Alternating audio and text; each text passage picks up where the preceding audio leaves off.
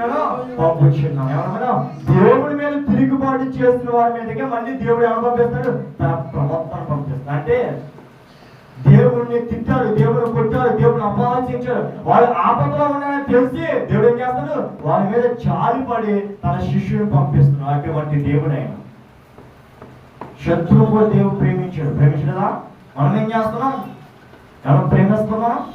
నేను ఎవరైనా కొడితే వాళ్ళ మీద ఇంకా పగెట్టుకుంటాం, ఎవరిని పెడతా వాళ్ళ మీద ఇంకా పగెట్టుకుంటాం, వీళ్ళ మీద వాళ్ళ మీద ఎన్నో పగ పెట్టుకున్నావేమో, కానీ పగపట్టిన వాడిని ప్రేమించామంటే వాడిని ప్రేమిస్తాడు. దేవుడికి మహిమ కలుగును గాక.